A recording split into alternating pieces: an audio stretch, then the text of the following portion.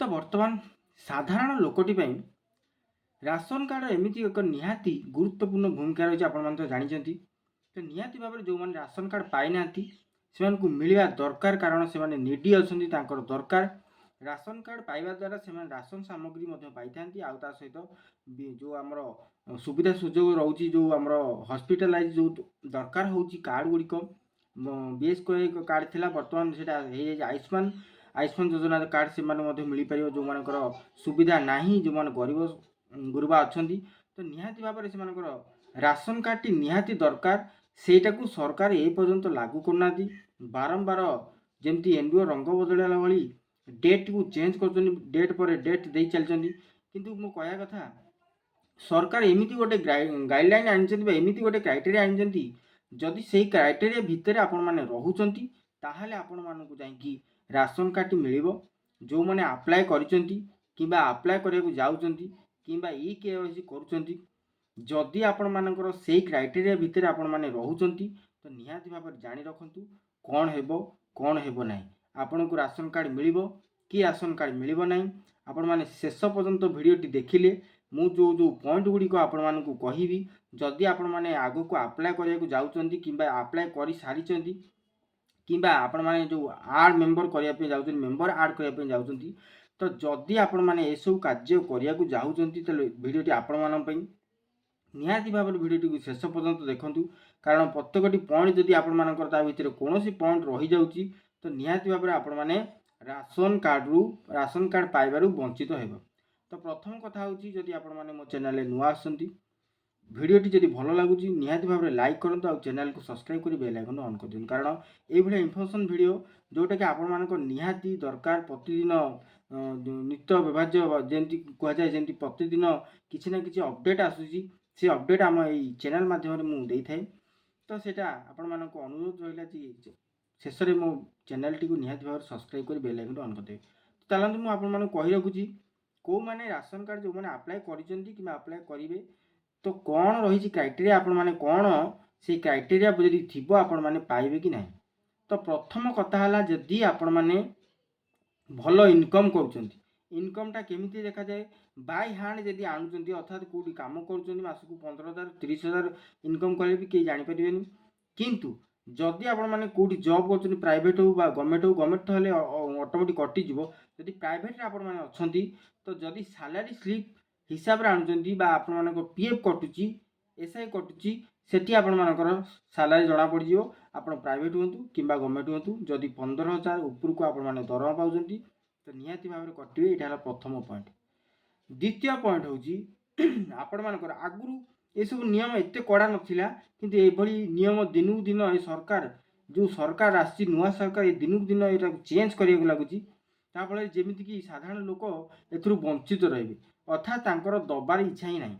ତ ସେକେଣ୍ଡ ପଏଣ୍ଟଟା ମୁଁ କହି ରଖୁଛି, ଯେଉଁମାନଙ୍କର 2.5 ଏକର ଅର୍ଥାତ୍ 2.5 ଏକର ଜମି ଯଦି ଥିବ ତ ନିହାତି ଭାବରେ ସେମାନେ ପାଇବେ। ଏଇଟା ସ୍ୱାଗତ ଯୋଗ୍ୟ।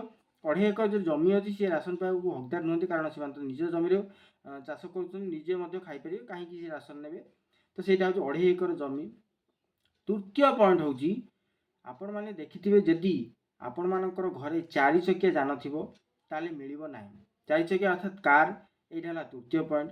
ଚତୁର୍ଥ ପଏଣ୍ଟ, ମୋଷ୍ଟ ଇମ୍ପୋର୍ଟାଣ୍ଟ ପଏଣ୍ଟ ହେଉଛି ଆପଣମାନଙ୍କ ପାଇଁ, ଯଦି ଆପଣଙ୍କର ଘରେ ଇଲେକ୍ଟ୍ରିକ୍ ବିଲ୍ 300 ୟୁନିଟ୍ରୁ ଅଧିକ ଆସୁଥିବ, 300 ୟୁନିଟ୍ ହେବାଟା ଏତେ ସହଜ ନୁହେଁ।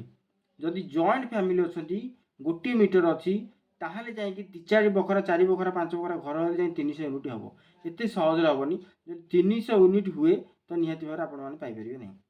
ଚତୁର୍ଥ କଥା ହେଉଛି, ଆପଣମାନଙ୍କର ଏଇ 300 ୟୁନିଟ୍ ପରେ ଯଦି ଆପଣମାନଙ୍କ ଘରେ ଏସିଟେ ରହିଛି, ତ ଆପଣମାନେ କହିବେ ଏସି ରହିଲେ କ'ଣ ଅସୁବିଧା ହେଉଛି। ତ ଏସି ଯଦି ରହିଛି, ଆପଣ ଥଣ୍ଡା ପବନ ଖାଉଛନ୍ତି, ଆପଣ ଇନକମ୍ ଭଲ ଅଛି, ତାହେଲେ ସବୁକିଛି ଭଲ ଅଛି, ଆପଣମାନେ କାହିଁ ପାଇପାରିବେ। ତ ନିହାତି ଭାବରେ ଯଦି ଆପ୍ଲାଏ କରିବା ପୂର୍ବରୁ ଯଦି ଭେରିଫିକେସନ୍ ହୁଏ, ଯଦି ଆପ୍ଲାଏ କରୁଛନ୍ତି ତ ଏସିକି କାଢ଼ିକି ଥୋଇ ଦିଅନ୍ତୁ, ଯେ ପର୍ଯ୍ୟନ୍ତ ଆପଣମାନଙ୍କର ଭେରିଫିକେସନ୍ ସରିନି। ଭେରିଫିକେସନ୍ ସରିଲା ପରେ ଲଗେଇଲେ ହୁଏତ ଆଉ କିଛି ଟେନସନ୍ ନଥାଇପାରେ। ଇଏ ହେଲା ଚତୁର୍ଥ ପଏଣ୍ଟ। ଆଉ ମଧ୍ୟ ଶୁଣାଯାଉଛି, ଯଦି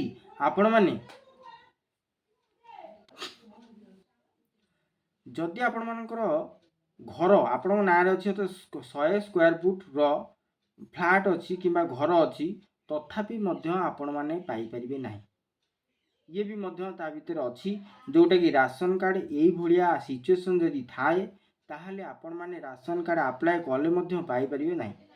एगुड़ा रही मुख्य इंपोर्टाट पॉइंट। आउ गोटा पॉइंट अच्छी जोटा कि माने धरा पड़ूनी किंतु कही रखुची जो मैंने मंडी भी धान दौरान भाग चाषी हो कि निज जमी हिसाब से हो जदि अधिकार अधिका धान दौरान परवर्ती समय यहाँ क्रिटिकाल हो पाए। कारण सरकार देखिए ये लोकटी जब एत धान अमल करुच्ची तो निहाती भाव में आप खावा तो निहाती रखुथ तार राशन कार्ड टी कौन दरकार। किंतु लोक मैंने राशन कार्ड केवल राशन पे ही करूना, राशन पे विथ ता सहित आपण मानकर जो फैसिलिटी रोची गवर्नमेंट जिते सब रोची आम देखो जमी BSKY कार्ड थी बर्तमान आसो आयुष्मान योजना कार्ड। आयुष्मान योजना कार्ड रे जो रोग वैराग्य होने सहजरे हस्पिटालाइज हो पार्टी अर्थात हस्पिटाल जहाँ खर्च वर्च पड़ूँ ऑपरेशन होची से मागणार हो पार्टी से लोक राशन न मिलू किंतु आमको से कार्ड मिलवा दरकार जोटा कि आमर एमती किसी रोग हो जाए हठात टंका मिल पार ना। मध्यवित्त परिवार में लक्षे 2 लाख 5 लाख मिलवा बहुत कष्ट। तो 1000 कथा कहले चलीज कि लक्षे 2 लाख कथा हठात कौटी हो पार ना। से कार्ड से राशन पे करना केवल सेटा राशन पे करना सेटा राशन कार्ड कर जो सुविधा गुड़िक अच्छी से लागू हो। तो यहाँ निहाती भाव में आपण मानक जन रखुची जदि अप्लाई कर अप्लाई करना जदि अप्लाई करना पोर्टाल खोला अच्छी बर्तमान सुधा आपण मैंने निहाती भाव में अप्लाई करेंगे। अप्लाई पे आपण मानकर Aadhaar card voter ID bank passbook निहाती भाव दरकार। आउ जदि अप्लाई कर तो देखो प्रथम आपण मानकर यही सब क्राइटेरिया कोटा मीट कर गोटे भी क्राइटेरिया मीट कर तो निहाती भाव में आपण टंकाटी पाइपर आप राशन कार्ड टी पाइपर ना। कारण दिन को दिन आर चेंज दिन को दिन आर जो क्राइटेरिया चेंज हो जाऊँगी।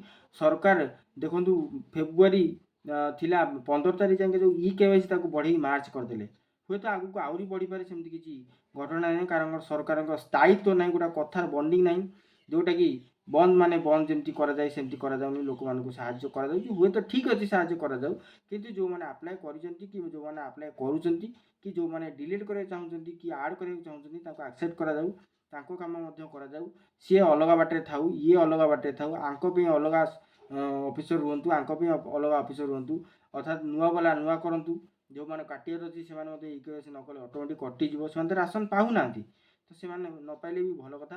किंतु जो मैंने राशन कार्ड बर्तमान सुधा अप्लाई कर क्राइटेरिया मीट कर तो अप्लाई करूँ ना जब क्राइटेरिया भितर अच्छा बिलो अच्छा निहाती भाव में अप्लाई करूँ।